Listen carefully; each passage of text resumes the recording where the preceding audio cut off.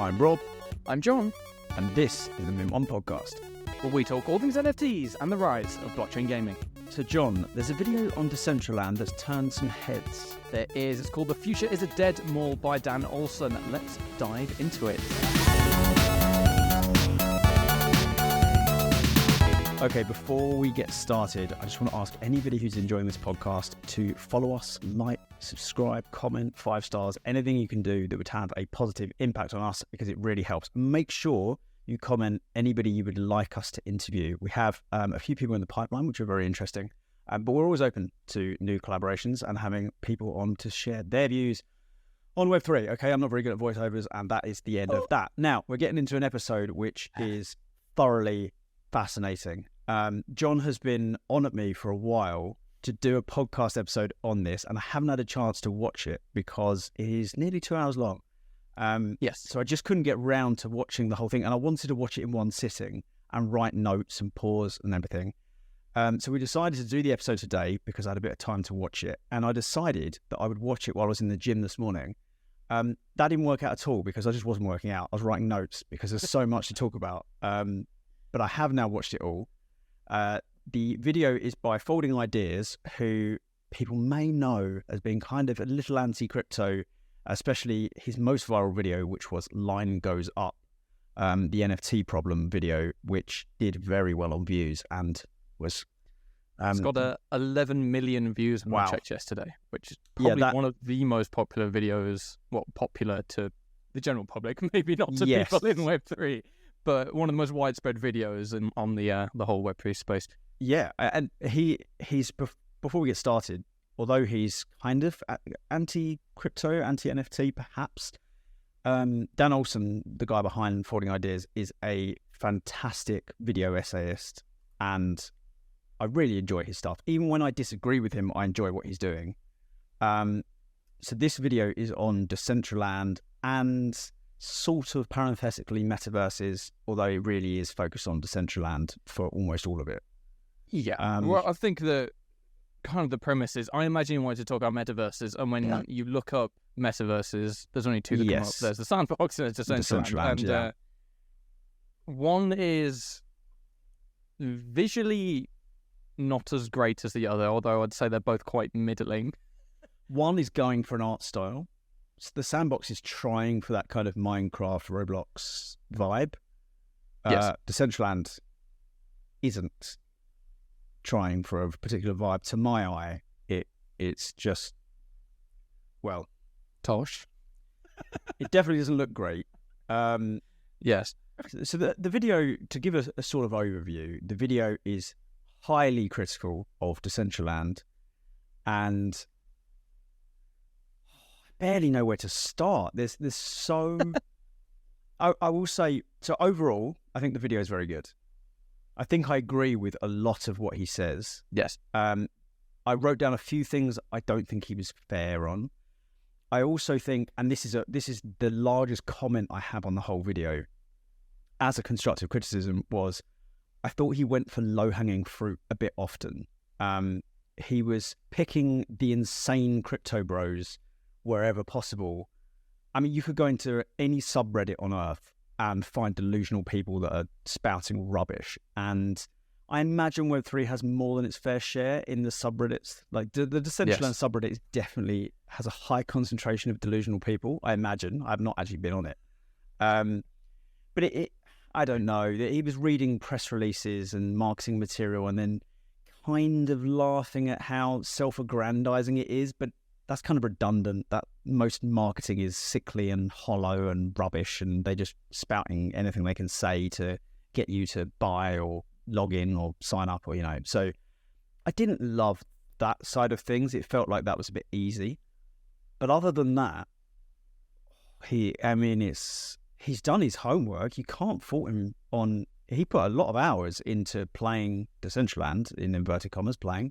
Well, he reportedly spent about 3 months. Okay, I was going to say, wow, I have misjudged that entirely. He spent about three months in and out of Decentraland and playing it and getting to know the community. And I mean, this is from the guy who he made like a 1.5 hour video about I think it was the Nichols twins These like two influencers that just make up like life affirming, or you can make money from your home kind of BS. And as part of that, he decided to write a self-help book.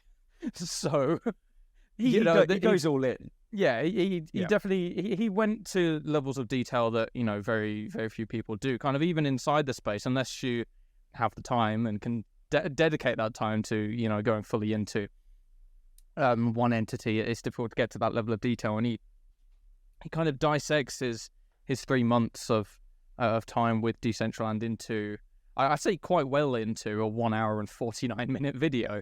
And so just to go over it in general, I mean, I took chapter by chapter notes. I have no idea how we want to go through this, but I'm just going to take a few kind of comments from the top down. So the first thing that struck me, and obviously I've seen footage of Decentraland before. I mean, the last time I jumped into Decentraland was a long time ago, and it probably was back when I was in the mindset of, this is a prototype, this is going to get better, etc. But the first thing that struck me is, you open into this pretty crap footage of a theatre or a cinema, quote unquote, in Decentraland. Yeah. And for whatever reason, my mind harkened back to, and he talks about some of these games later on in the video, Second Life, Entropia Universe, APB Reloaded, a bunch of games from, in some cases, decades ago, that are so much more immediately visually fulfilling than Decentraland is. Yeah. And then I started thinking, well, hang on, I played APB Reloaded 5 years ago. I could walk into buildings, I could buy cars, clothes, shops, I could be a cop and save the city from crime, or I could be an arsonist or go rob stores. And it was just, when I compare those gaming experiences to the experience you can get playing Decentraland today, or any metaverse today, quite frankly, or anything that terms itself as a metaverse in Web3, it's just night and day. And it kind of immediately got my mind going like, well, hang on. As I've always said in this podcast, I'm a gamer at heart, so I've played video games since I was like 4 years old, and there is this, it's almost like a fallacy trap you fall into in Web3, where it's like, because it has crypto and NFTs and blockchain in it, then it's not going to be as good as those games. But in reality, there's no reason why they shouldn't be. I mean, if anything, if they want to be something that becomes widespread in the industry, they need to be matching, if not surpassing, what's currently out there. And Decentraland certainly doesn't do that. No, he addresses this. So I wrote down some notes that he comes back to anyway. So Decentraland, I have the exact same reaction. It seems like an extremely early proof of concept of what a 3D game space could be with blockchain integrated.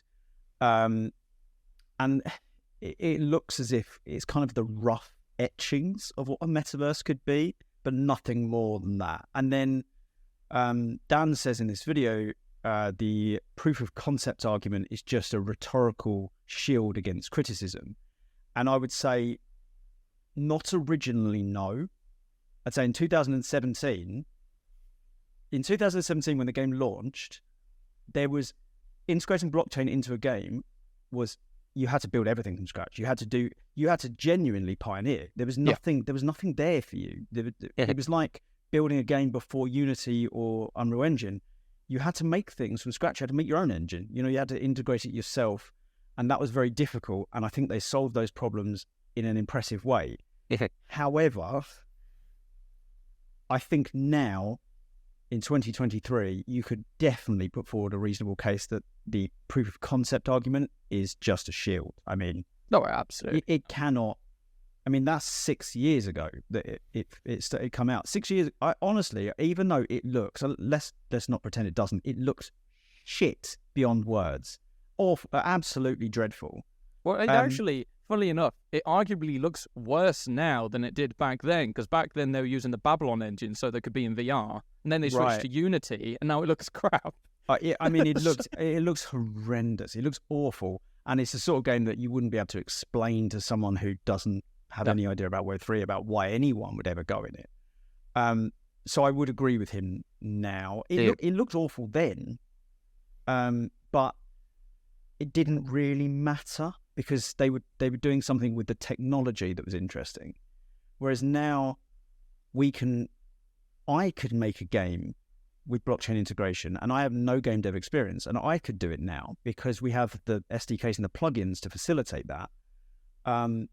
So now I do agree with him. It was pioneering in 2017. Now I'm just not sure what it is. Also, you mentioned the theatre, the cinema, patently amusing. Anyone who pretends it isn't funny is lying to themselves. I couldn't. The photograph, the photo of the concessions. Come on, it seems like you're taking the piss out of yourself. Like, it's insane. I'll get on later to describe some of the other projects that got funded by the Decentraland DAO and how bloody hell they've got the amounts of money some of them have to build what is objectively awful. Yeah, but sure. Dan also makes almost a throwaway line at the start where he talks about how Decentraland got started, and he says whilst the game became playable in 2022, the game effectively launched, not 2022, whilst the game effectively launched in 2020, rather, it effectively launched in 2017 with its ICO. Mm. And I've never really, obviously we discussed on the podcast before about, selling NFTs and selling crypto, etc. before your game launches, and there's plenty of games that do that. They use it as effectively a Kickstarter, and I mean, we should be holding games to the same standards in that regard, but it got me thinking that's how most people in Web3 view Web3 games. If their main reason for getting involved in these games is financial incentives, the game doesn't start when the game launches. The game starts whenever the project first distributes a token, sells NFTs, etc. And just to kind of double down on this point, On-Chain Gaming is a big influencer in the space. He has a video on his YouTube channel titled "How to Play the Sandbox." It's 26 minutes long.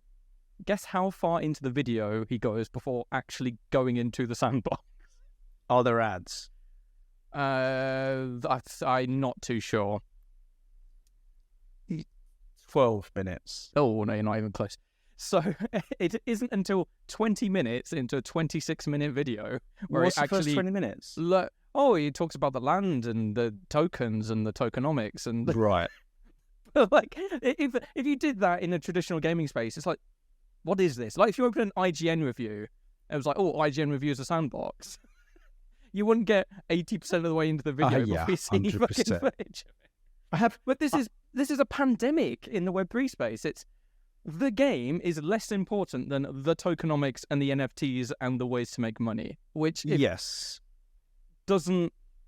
isn't a long-term strategy, let's put it that way. I just don't think people know what to do with projects now. Play to earn has broadly died, or at least in the form it was before. So now I think we're kind of stuck in no man's land between play to earn, earning currencies so the players come in, and then the opposite side of that is a game that's good enough to stand on its own feet and just happens to have blockchain. Yep. And we're kind of in this nether zone where those really good games are still in development a little way off.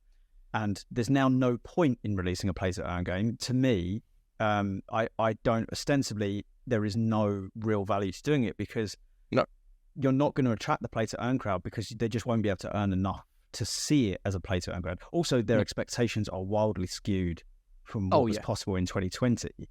For sure. So it's one thing I really, and I'm glad Dan didn't say it much in this video, I don't like putting the Sandbox and Decentraland next to each other in the conversation. I think the Sandbox is trying to build something akin to Minecraft with a more structured, like, I've called it a meta game before. That's what it feels like. It's a game that contains gaming experiences that will hopefully one day pan into something slightly bigger. Yep. I don't know what Decentraland is. I don't know what it is. I'm perpetually confused. And every video, every clip he shows in this, and every video I've seen of it, I find it hard to believe those clips are real now. Imagine what they're going to look like in 10 years.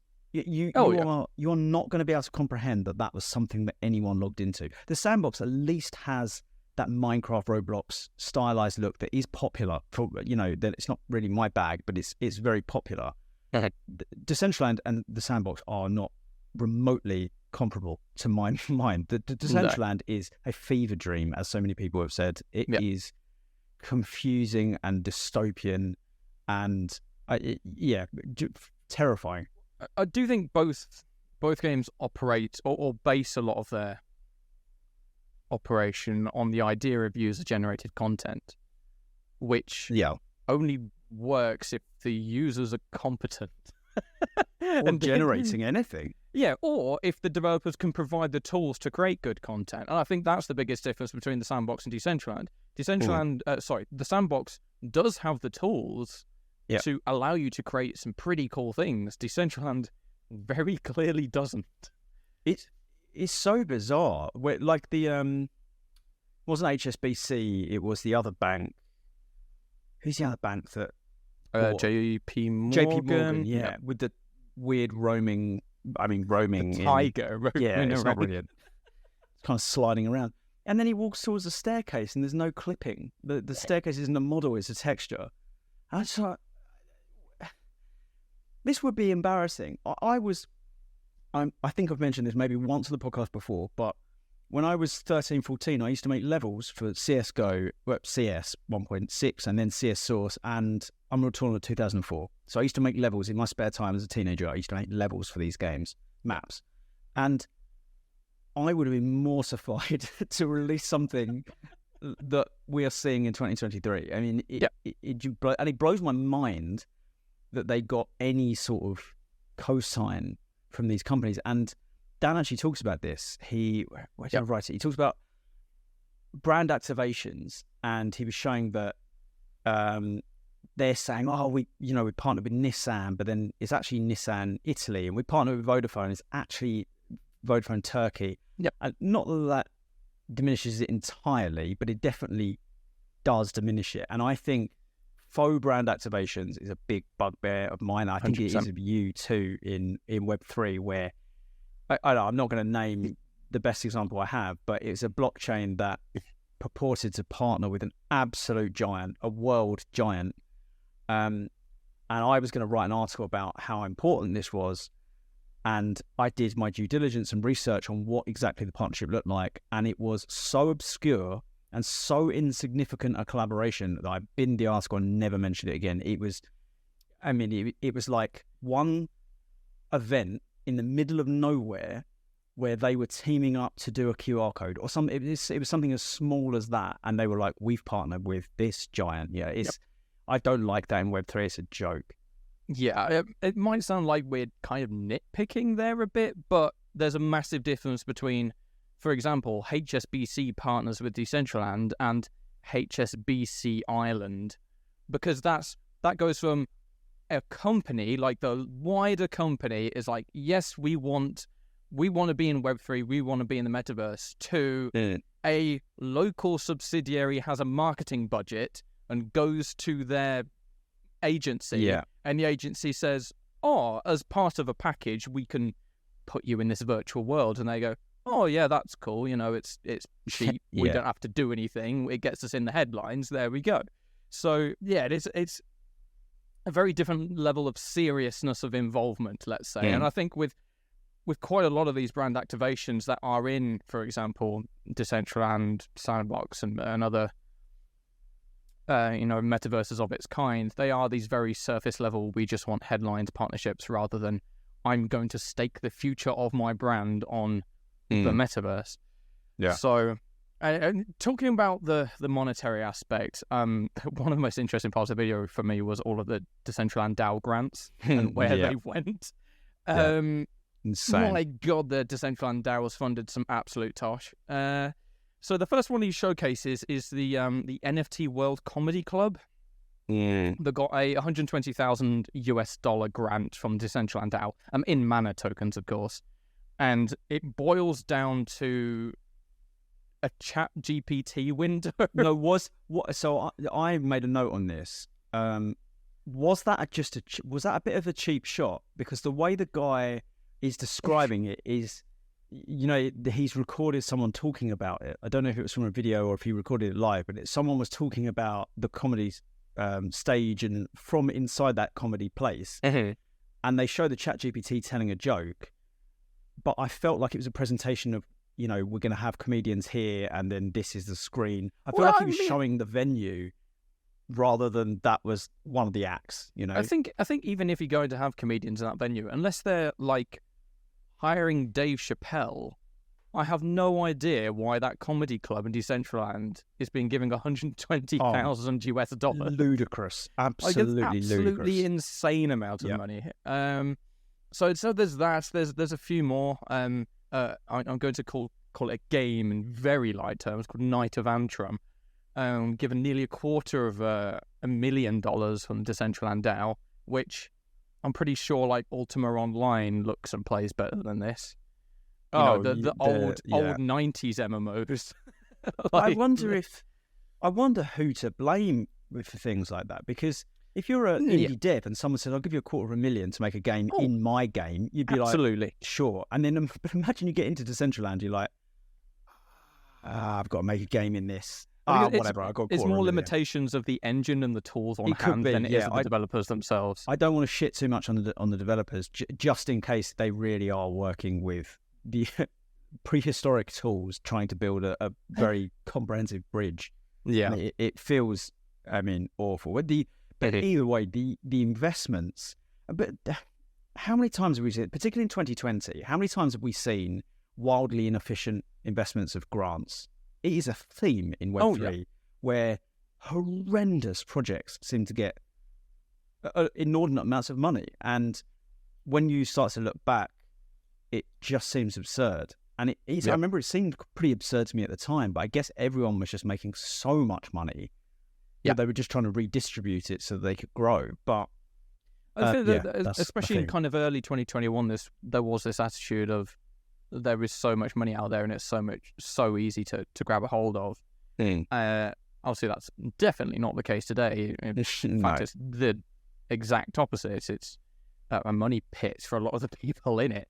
But the fact that games, I'm not trying to single out Decentraland here, but I mean the video is based on it, so I'm going to have to keep name dropping it.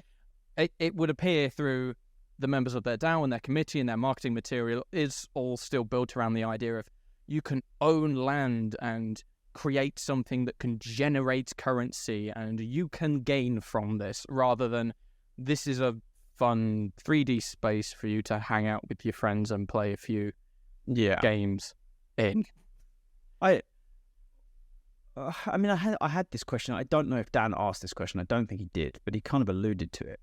What is Decentraland's long-term goal now? Like, what are they trying to build? Because most metaverses are like the really ambitious metaverses, which may see some success, and I use that skeptically. Use UE5 or something that could scale long-term. This doesn't look good for 2000. It's definitely not going to look good in 2026. And I didn't realize they'd binned off VR for a reason that Dan mentions in the video. He says that a lot of the community don't realize that they keep talking about VR being down the line, but it's been removed entirely from the roadmap. If it was in VR, it'd still look awful, but VR is in a weird spot, and you see a lot of the most popular VR games do have these weird kind of almost 90s graphics, but that's kind of okay because it's in VR. If but they don't have VR on the roadmap anymore, so I don't know what the plan is. What's it aiming at now? No, honestly. And even going to their website and going to their Reddit and, watching the video from Dan Olsen and trying to do some research into kind of their operations up till now, it is very unclear what their long-term goals are, other than, hey, this is a world where you're in control. The players, control the environment and everything that we do, which just isn't the case. And Dan talks about that later in the video. But the only reason people are playing it is because they can earn something from it. And Dan talks about two of the most popular ways people are earning from Decentraland in the video. One is Wondermine, which is Christ, I'd have more fun actually mining in RuneScape back in like 2005. I'd have more fun mining in real life. In the Australian outback, barebacked, just chipping away, burning to a crisp, would be more fun than left-clicking a large grey pixel. I mean... Yeah. So there's that. Let's just on their website right now, they actually have live player count, or what they, I guess, are trying to show them their live player counts. Controversial, yeah. Anyway, but so that's the second most popular one. The most popular one is Decentral Games Ice Poker, which is another controversial entry. Literally unregistered gambling, and the only gambling outlet still in Decentraland. Ironically, if they actually went above board and made that a licensed casino, I could see that working. I could see something like that working. A 3D space where people can play. Online poker is one of the most popular forms of online gambling. Mm-hmm. The Facebook, Zynga, WorldStar, World Poker Tour. All those games are so ridiculously popular. I think if you did a browser-based 3D environment for them, I could see that working. I could imagine that would get some legs. Doing it in Decentraland and without a gaming license isn't the path I would take. And I'm surprised that hasn't been shut down. Yeah, well, Dan mentioned in the video that pretty much all of the other casinos in Decentraland have been shut down because different regulatory bodies have been like, this is unlicensed gambling, so no. But for whatever reason, they didn't quite fully explain, they can run a poker room in their own currency in one location and it be just about okay for them to do it. That is tiptoeing on the edge of the grey area before you plunge into a lawsuit, but whatever. Absolutely. It's funny that that's the most popular place, and his screenshot showed that there was 179 people in it, which pretty depressing numbers. Really. Let's get onto the numbers actually, because later on in the video discusses this this argument that was it CoffeeZilla and Decentraland, or was it was some third party and Decentraland got into an argument about how many active players the game had. This is big. It was Cointelegraph, wasn't it? Yeah, I think CoinDesk was like the mediator who got the ultimate answer. I remember that article, because the article said there was an average player count of 38, wasn't it? Yes. And they were like, no, it's 8,000. And then they went, okay, we'll have a better look. And it was maybe 800. CoinDesk said it was around 800. And Dan made the very good point that any of those numbers are awful. I mean, 8,000, if it were truly 8,000, and I mean unique players, not unique active wallets, because we all know that could be one person with 100 wallets. But if it was 8,000 players every single day, that's not unhealthy for a Web3 game. No, it's very clearly not 8,000 players. It is around CoinDesk figure of 800, which is a death blow for MMOs. He goes into, I can't remember the name of the company, but there's a company that specializes in running these MMOs that rely on PlanetSide. Yeah, the board PlanetSide. Well, even PlanetSide 2. That game is 11 years old. It still pulls about 1,300 to 1,400 daily active users, which is I'm surprised it's more than that. It's a very busy game. Very impressive, yeah. But you would kind of expect an MMO that's that old to have that few players because, their development team have gone on to do other things, and, it's not like WoW where there's expansions and, it's just, hey, use the paid in-game currency and you can buy yourself a new quad bike. So there's not all too much there. But yeah, to see that Lord of the Rings Online, for example, which is ridiculously old at this point, has more daily active users than Decentraland is just unbelievable. And the fact that Decentraland could kind of get away with saying, we have 8,000 daily active users, like, it's patently obvious to anyone who spends 2 minutes on Decentraland, you do not have 8,000 daily active users. I mean, when are they in the game? Because it seems like logged in bots. Peak is maybe concurrent peak is like maybe 300. Oh, no. Also, the number that Dan quoted about PlanetSide 2, I wondered if that was concurrent. 1400, because that I played it recently just to jump in and see what it's like, and it's a really busy game. Like, there's queues to get into the servers.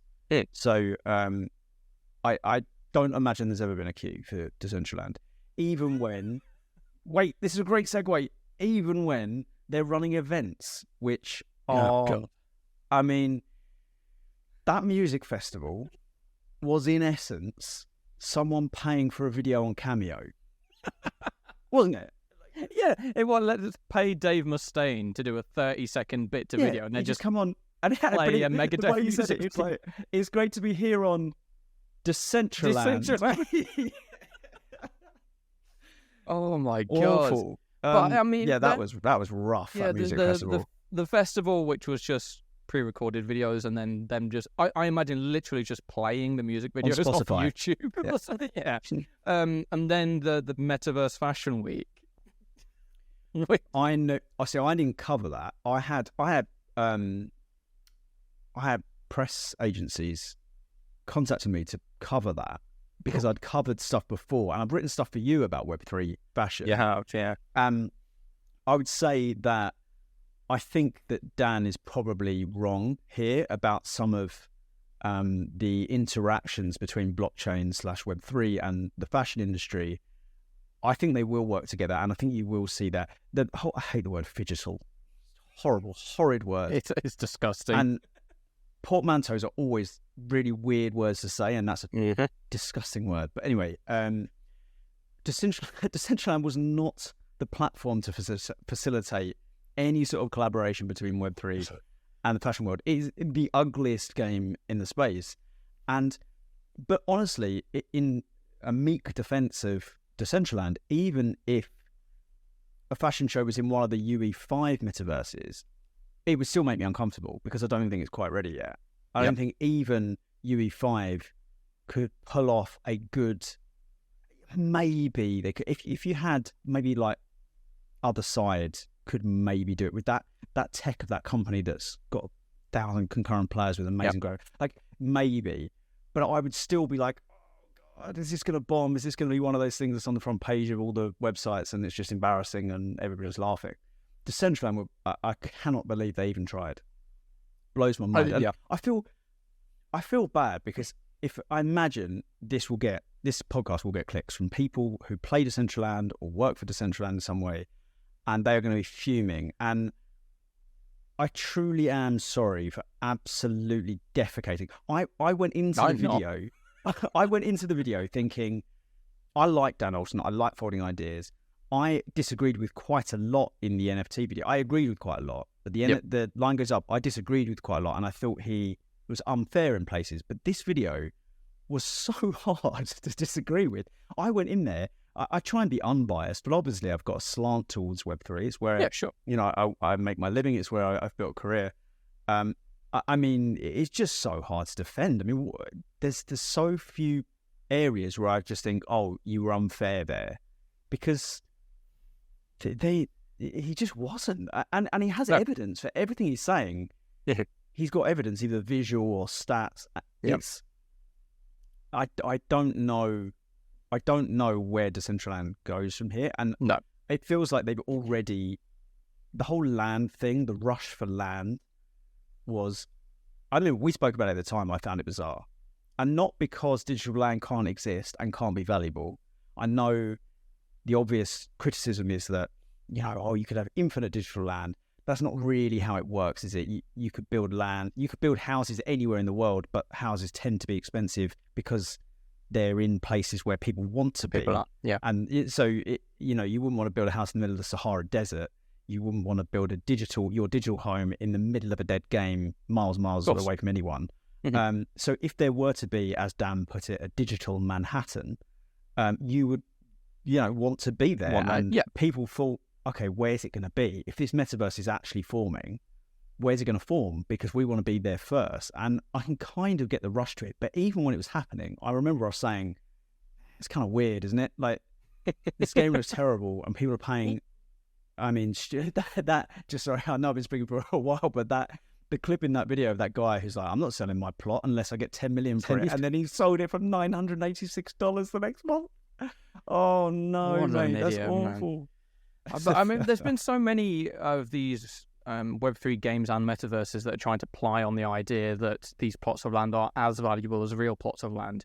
In very one-to-one comparisons in some cases with games like Earth 2, which has been ridiculed to death on YouTube. Upland, arrogant game naming history. Earth 2, sorry, not Earth 2. Upland, to an extent, does the same. It's like, oh, you can now buy land in Chicago. It's like, well, it's not Chicago, is it? I never really clicked with Upland. I think we discussed that like a year and a half ago. I never really got it. But they're all in the same crop of, oh, this is valuable. You know this real world place that people go to. Well, you can buy a virtual version of this real world place. Yeah, it's not wild speculation, isn't it? Oh, yeah. That's what absolutely. 2020 was. It was the most wild speculation. Yeah.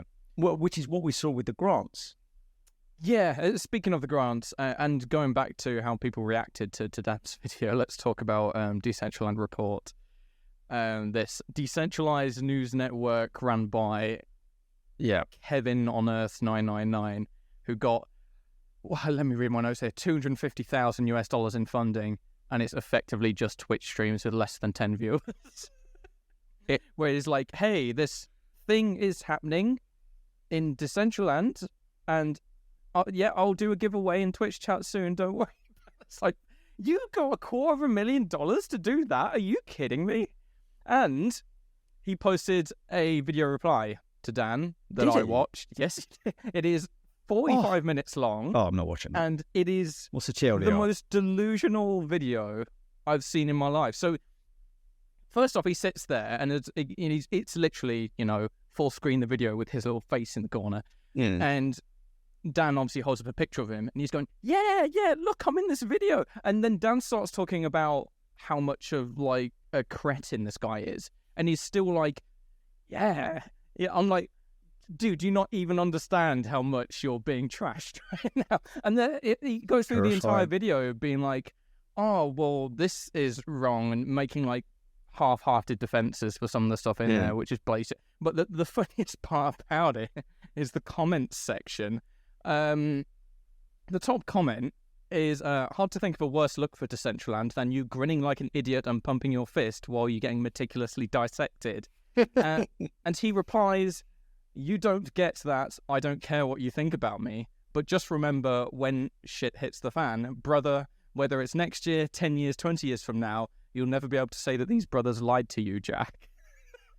And people keep replying to him like, what you got? Someone literally asks him, do you know what sunk cost fallacy is? And he replies, do you? I dare you to tell me more. Oh no! But I feel bad for him because he's just going down with the ship. Yes, he is. But he doesn't realise it's going down. Yeah, I can't. This is going to sound quite rude, I suppose, but I can't feel bad for this person. Like, if you have any idea of standards or journalistic integrity or pride in your work at the most basic level, you can't be proud of what you're doing. I mean, the $250,000 is insane. Absolutely We ludicrous. built NFT Insider and Token Game Art with no budget.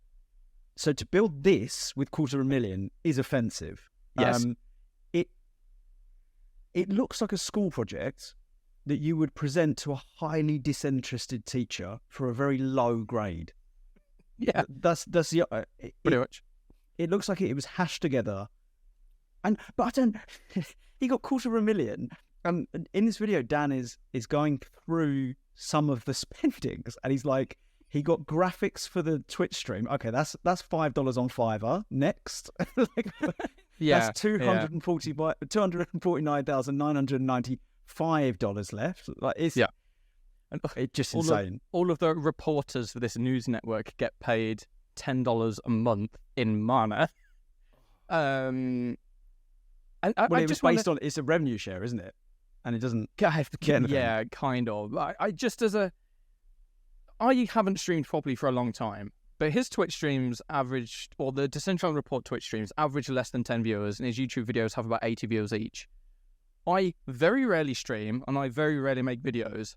And if I do stream, I average about 20 viewers and my videos get about 1,000 views each. If I can do that with, I'm not going to say next to no effort, but with no money behind it, and he has $250,000 and can't get more than 10 people to watch his crap Twitch stream, there is so many problems here. It's the only note I really wrote down about it was the decentralized news network is frankly terrifying, and then I moved on to the next thing. I didn't know what else to add. It's a good way to sum it up. It's just madness, and even speaking about it makes me feel smaller, which is the most offensive thing I could possibly say. But even discussing it makes me wonder if I've made the right career choices in life, because I don't even want to be discussing something as crazy as that. It's not that it's bad, it's that I don't understand what he was aiming at, because it's not anything fit for consumption. No. And it's patently not working. Yeah. And how did he get 250,000 signed off in the first place? Like, what was his pitch? Because when you pitch for a grant, you have to do a break. We've done it with Wax Labs. When we built Wax Account, the analytics tool, we pitched Wax Lab on building it. And so I'm kind of used to grant programs. And plus, I've worked with Dakoko. At the moment, I'm working with Dakoko to go through their season 3 grants program on something. And I'm looking at one of the projects that wants a grant. I'm reviewing it as part of, a panel of people that are doing it. Sure. And you have to go through, why do you want X amount? Give me the breakdown of how you're spending X amount. I don't understand it. He's gone like, right, well, $5 is for the overlays.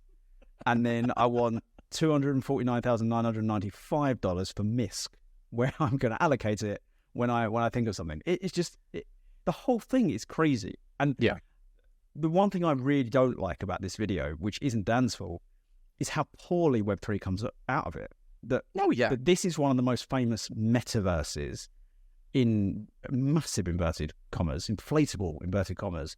And this is what it is. It really does reflect poorly.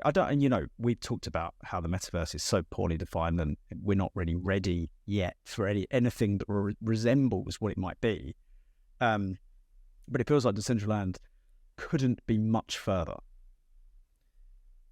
Yeah.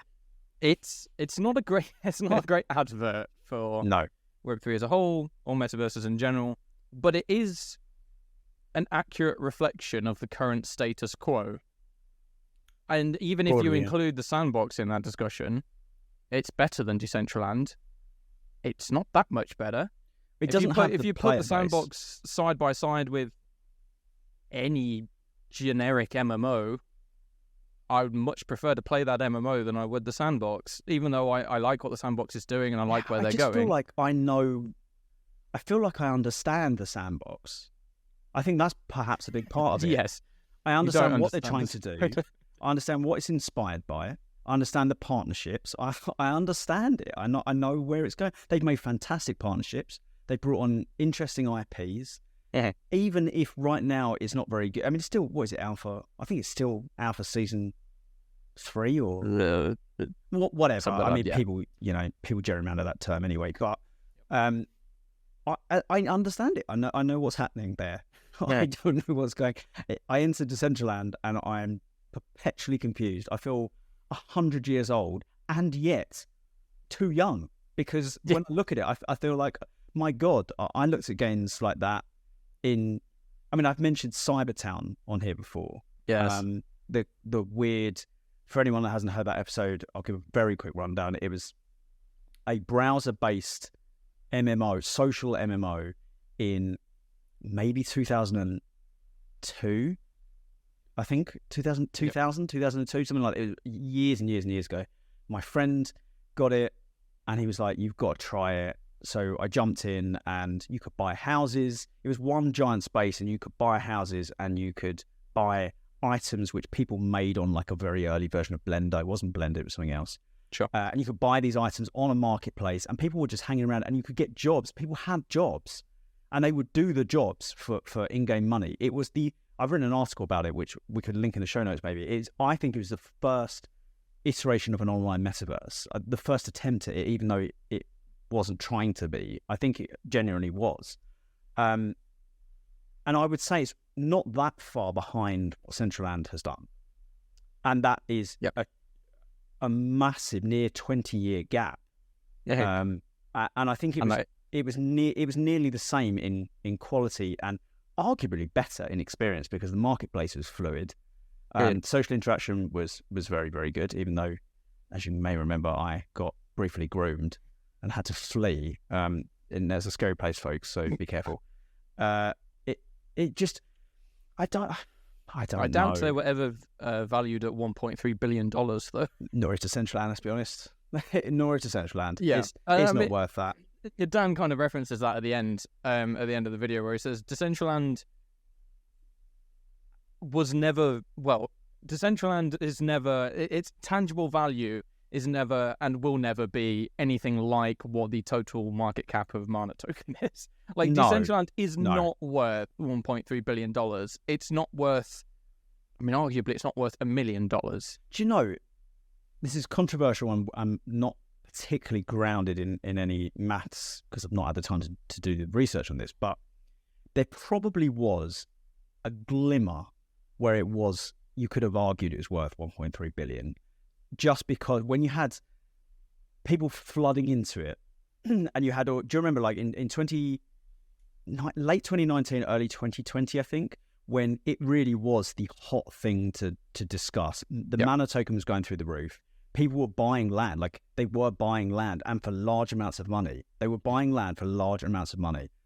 I think when that was happening, that flash in the pan, you could maybe have argued this game's worth something, simply by demand, by virtue of demand, not quality. But exactly, not on the quality basis, because you actually took 2 steps into Decentraland. You're like, why is anything in this place worth any money whatsoever? No, but then I feel like that about a lot of NFTs. And for sure. Yeah. But I think if they'd taken all of that money they gained, it was like, right, let's hire 300 developers, let's spool up, let's really get this off the ground and make it worth its market cap. It could be in a position now where, it could be everything that we want it to be. But they did spool up. They put 250 grand in a news network.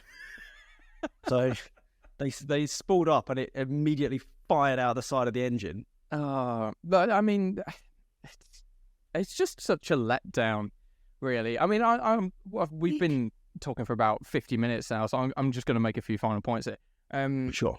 Dan Olsen breaks down the Decentraland DAO and how it's, one, the votes are solely controlled by the whales, because if you have more Mana tokens, you have more votes, which is a terrible idea. And then two, it's kind of pointless anyway, because the developers can still put things in the game and change things however they like.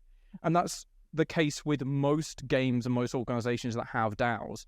The actual power of the DAO, the developers aren't passing control of the game over to the community. They're just implying that you do. If they have a brand partner who wants to come in, they're not going to consult this DAO. They're going to take the money and build whatever the brand partnership is. But the DAO is insane. I'll just, as we're speedrunning the rest of this episode, I'll just read what I wrote. The DAO is completely ineffective. You can't have money equals voting power and expect decent governance, let alone something revolutionary. That's just being unapologetic and transparent about the flaws of current democracy, which it is. It's just being honest about what we currently have and that doesn't work. And the fact that the vote about money equals voting power was stomped out by the people with the most money was the most beautiful analogy for modern society. That was my favourite bit of the video. Sorry. I've said this on the podcast before, but I still think that the best... It's not a DAO, it's a voting system, but the best implementation of this kind of thing I've seen is what old school RuneScape does, where every single paid member gets one vote on every question in the question booth. And it's like, do we... I don't know, do we want to make this minor change? Everyone can either vote yes or no. And if it hits a certain threshold, I think it's like, you either need like 2/3 to agree or something, then they'll do it. If not, they won't. But everyone's on a level playing field. It doesn't matter if you never log in or if you play it for 18 hours a day. Yeah. I think that is the fairest way to go about it. And moving on And Dan finishes the video talking about the magic circle, which I actually thought was a pretty nice way to wrap it up, actually. So the magic circle is basically how a play space is delineated from the real world around it. And he makes the analogy that on a football pitch, you've got white lines that demarcate certain areas of the pitch, and you've got the goal, and it's a play area you've created in a real world space. But if one football player was to walk up and punch the goalie, you've broken that sense of disbelief in a way. It's no longer I'm looking at kind of a layer on top of the real world. It's this is real. That he's just punched another guy in the face. That shouldn't happen here. This is ridiculous. And he kind of says that Decentraland is a magic circle in that kind of sense. So it's based on that. Decentraland markets itself, and the people that are in Decentraland market themselves as, you would only ever value your time in the space if you think your neighbors will ever be compelled to join you. And if you don't think your neighbors or your friends or the general public will ever join you in Decentraland, then why is it worth anything to be a part of in the first place? Right, yeah. Which gives everybody involved, the developers, the people that actively play the game, a reason to go out there and be like, this is the next big thing, you need to get into this now, and effectively just shill. Because, it harkens back to the sunk cost fallacy. If I've spent so much time and so much money in this space, then other people need to as well. Otherwise, I've wasted my time and my money. Yeah. So, I only have a few things left that we can speedrun. Sure. Do you want to talk about how there was no jumping in the game until 2019? No, I don't. There was another Metaverse project that had that problem, if you remember rightly. Let's not get into it. Yeah. I'm going to speedrun these. The constant links out of Decentraland is the antithesis of immersion. It turns Decentraland into a 3D website, which is kind of what it is. That really annoyed me, that everything you click, it's not a metaverse if you have to leave it. Go elsewhere. Yeah, that's bizarre. I didn't know that was the case. Devil's advocate, I like it when I start a point with devil's advocate, because it usually means I'm wrong but trying not to be. Sure. Land plots were shown in the video as down by 80 to 90% from all-time highs. That's in line with crypto. Yeah. You could argue that. You could argue that isn't a crazy drop-off because Decentraland is rubbish, but simply because it's in line with what other digital assets have done since the crypto winter. I wrote down a comment point on that exact part, which is more of a question to myself than anything else, which basically said, my note I wrote says, is the downfall of the wider Web3 industry in part because of metaverses such as Decentraland and the Sandbox being demonstrably terrible? I imagine because there's all this money flowing in, all these people coming in, and then they jump into Decentraland and they're like, what the hell is this? Then it devalues. Yeah, I don't know. I don't know. I wrote a note for myself as well, actually, which I'm just going to read. He mentions crypto journalists or journalists in general that are kind of slanted towards Web3 pulling punches. I thought about this a lot because I do this. I do pull punches when I'm talking about new projects. Same. And he calls it puff journalism, and I agree that sometimes that's what it is, but I don't think, I'm open to being disagreed with, I don't think that is generally what I do, because I'm very conscious of shitting on fledgling projects, particularly if they're pioneering brand new tech, because they are against the odds as it is, and it's hard to make something. It's very easy to be a deconstructionist in life and just tear everything down as we've done for an hour today. But to build something from scratch is difficult, particularly if you're trying to do something new that hasn't really been done before. Yep. Now, I'm not saying Decentraland qualifies for this. I think they maybe did at one point. Personally, I think they probably did in 2017. I don't think they anymore. I don't think I've pulled punches in this pod. But generally speaking, I do pull punches for projects, and I think that's an alternative reason why that happens.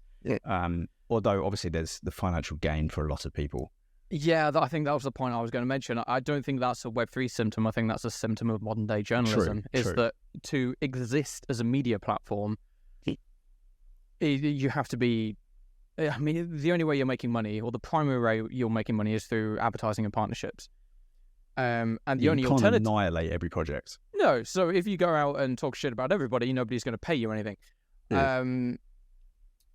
And the only alternative to that is to be fully crowdfunded, I suppose. So, I don't know, people like Jim Sterling and other games journalists in the space are, for the most part, fully funded on Patreon. So they can say and do whatever they like, and they can be fully honest, I suppose, and not pull punches because they're backed or they're paid by the people that want honest info and not by projects. But with that in mind, I mean, this is how things like the Decentraland report come into existence. It's like, everyone's just paid to talk things and, nobody's ever honest. So I don't think that's the case. Although there are certainly instances where, like you said, you will pull punches a bit, or you won't be as harsh as you were we have a policy with NFT Insider, if anyone pays us money for anything, they don't get editorial control, and I can say what I want. Same. But still, in the back of my mind, if they're paying me for this, I'm not going to drag them through the mud, because... No. I mean, if a project is that bad, I won't accept their money in the first place. But if a project is... fairly decent, then, I might be a little nicer to them than I would be otherwise. Let's put it like that. Yeah, sure. And so we've both rejected sponsored content. I know we have, from games that we don't like. I've rejected being a consultant on a project that I didn't like, that I thought was rubbish. I've cancelled. I was a consultant. I wasn't an unpaid consultant, but I spent about 2 weeks doing it and went, you have no idea what you're doing. I don't want to part of this. Exactly. I mean, I'm not saying, I'm the guy with the most integrity in the world, but I do. Incidentally, I did a sponsored post for Alien Worlds, and I said to him on the call, one of their head of marketing, I said on the call, if he was like, I want you to write this as if it's not sponsored, just write what you would usually write. And I said, okay, that will include some criticisms, because Alien Worlds is a very strange game to someone that doesn't understand what it is. Game. Yeah, sure. But it's got games being built in it, but it's a clicker. I mean, it's a clicker. And I was like, I'd say something about that, about how it's not really very fun to just click something. But some of the projects that are coming through the Galactic Hubs thing, blah, blah, blah, the grant scheme, are interesting. And he was like, of course, include those criticisms. I like people that do that.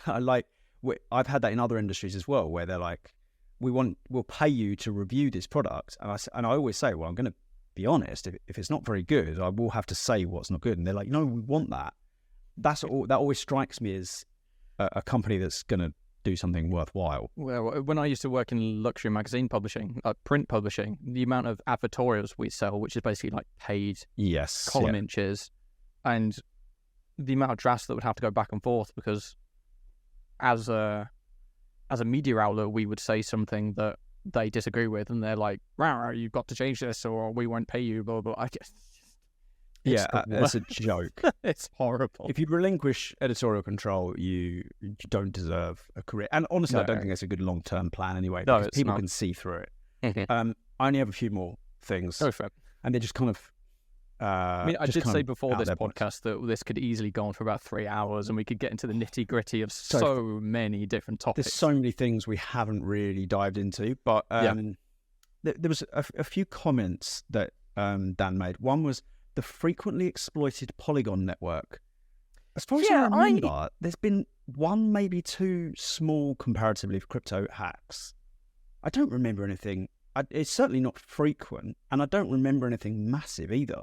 I think it's more the case that compared to other networks, it's not had as many massive, oh my God, $500 million has disappeared. Yeah, I think there was a hack for like 2 million once. Yeah. Which is obviously enormous, but in crypto, it's just not that big. There's been hacks for... Yeah. But I think from like an entertainment value, and you're probably talking to an audience that is not all that crypto educated. Like, I think it is still frequently exploited.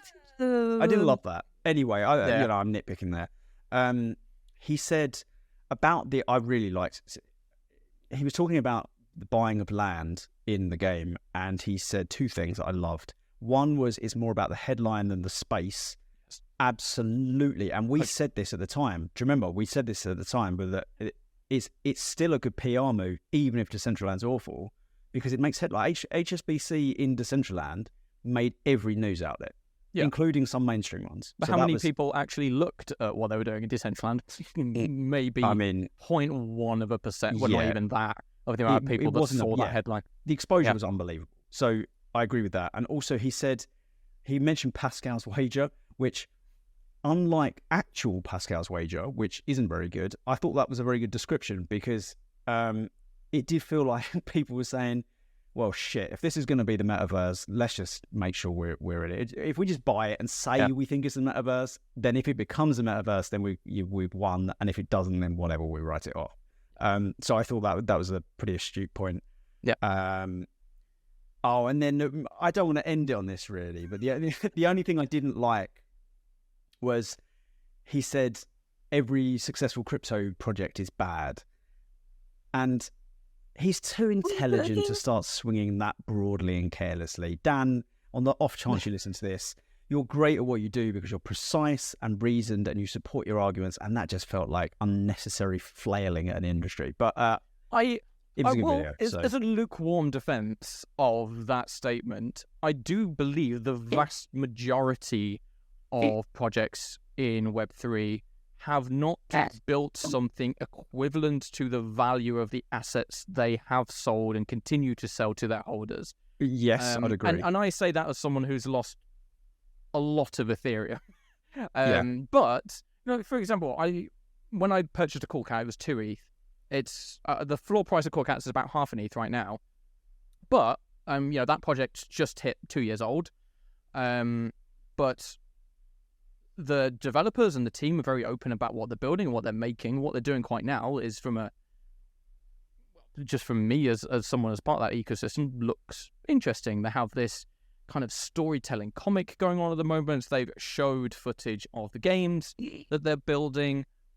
There's several parts of that to be excited about. It isn't tangible yet, which is the important point, and we can't really judge it until the parts of it which should be the most valuable, i.e. the game, are released. But there's promise there. But then again, that's pretty much the whole basis of Dan's video. The Decentraland is built on the idea of promise, and it's demonstrably awful. I think that my issue was really sloppy wording, because firstly, don't speak in absolutes. It's usually a nightmare if you want to be in, beyond reproach. And then the fact that he said crypto projects, I mean, there's been plenty of very good and successful crypto projects. If you're talking about games, then maybe. If you're talking about NFT projects, then maybe. But crypto projects, he doesn't like the industry, which I get. There's a lot what we don't like, and we work in it.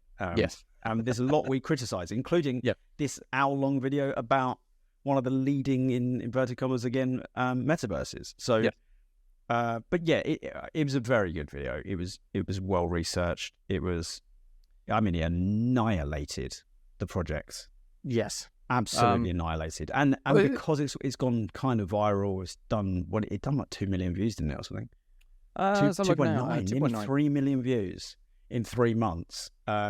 So I imagine that if anyone Googles Decentraland, it's gonna be top ranking on videos, which is horrendous for Decentraland. Yeah, not great. Anyone that, if Decentraland are doing, the Sandbox has unbelievable outreach. Yeah, it's the second video.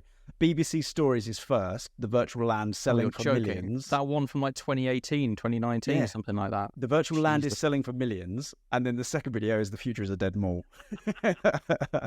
Brilliant. But I mean, I just to kind of wrap it up. All in all, I would highly, highly recommend watching The Future is a Dead Mall. It is an hour and 50 minutes. If you need to watch it in 1.5x speed, do it. It's well worth the time. And if you haven't watched Line Goes Up, which is another about an hour and a half, 2 hour documentary on the NFT space in general, that was published, I think it was just after NFT NYC 2021, I think. They're definitely go and watch that as well. I mean, I've been a fan of Dan's content for years. So I wasn't that aware of him until Line Goes Up. I think I'd actually watched some of his videos, but not realised, who it was. His trilogy of Twilight, not Twilight, sorry. 50 Shades of Grey. I haven't trilogy is amazing. It is 3 hours long in total, but it documents that entire, how it went from conception to how it ripped off Twilight to why everything about that is awful in so many ways, and just it's amazing. He's very good at what he does, and yeah, you cannot fault someone for criticizing when they do it like that. It is 100% justified, which is the case for a lot of his videos. Or upset, or 800 of them. Sorry, 8,000 according to Decentraland, but somehow don't think. Okay, we've shit on them enough. Should we outro? We should. Rob, where can we find you? You can find me at tokengamer.io for daily blockchain gaming, and generally I've moved into the broader spectrum of cutting edge technology in gaming. It's still mostly blockchain, but then some AI stuff has piqued my curiosity on how it will impact gaming going forward. So we are talking about that as well. At Token Gamer News on Twitter, and find us on LinkedIn. I share some stuff on LinkedIn. That's broadly it. Get the Token Gamer app, which you can see all our articles on, as well as track your Polygon and Wax wallets. Yep, that's everything I want to cover. Okay, John, where can people find you? Cool. Well, I just need to move my comically large wall spots out of the way. So for myself, for the latest Web3 NFT and blockchain gaming news, you can head to nftinsider.io, nftinsider_io on all of our socials. For me personally, it's at Hydropowered on everything, including Threads. Are you on Threads yet, Rob? I am, yeah. There we go. I am. Well, I believe I am personally. I think NFT Insider is as well. If not, then I'm going to make it. Yes, I should be. Because at the moment, check that now. It's like me and Robbie Young. This is the only people I can find. I swear to God, I opened Threads for the first time yesterday, and everyone who I expected to have already posted on there had posted. So there was Mr. Beast, because of course, Gary V, because he's never going to miss out on a new social media platform. He was definitely in the beta as well, yeah. And then there was, I think it was Immutable or something. Oh, really? They were like, oh, hey, there we go, we're on Polygon Threads. is going, they haven't shut up since they've gone on. Have you seen it? I haven't spent a lot of time on Threads, but I don't know if... I can't find Immutable. I don't know if Polygon has an intern or something working on it, but they are... I mean, they haven't shut up since they got in there. But what are you thinking of it so far, briefly? I mean, it's just Twitter with less features at the minute, but I mean... It's all right, isn't it? Yeah, I mean, they have wider plans for it, and that it's very much a bare bones release at this stage, but I think once they separate it from Instagram, it will become infinitely more useful for someone like me. Like the fact that my Threads, Instagram and Facebook are all linked together in this weird kind of I don't love that. Account system is weird. And they don't have multi-account support, which is annoying for people like me and you that have personal account and then company accounts, and it's annoying. Yeah. But you can connect your Threads profile to Mastodon, which I thought actually was kind of cool. Oh, really? I mean, I've stopped using Mastodon ages ago. I don't think I've really ever used it. Yeah, just the whole fact that you have to be on different servers and you can't cross-pollinate between servers is very janky. But anyway, that's pretty much it from me. Episode 71 of the Mint1 podcast is in the books. Again, like, comment, subscribe, 5-star podcast review on Spotify and Apple. Follow us on Twitter at Min1Pod. I don't know if I'll get a Threads profile set up for the podcast. I guess we'll find out. And yeah, thank you very much for tuning in, and we hope you tune in again next week.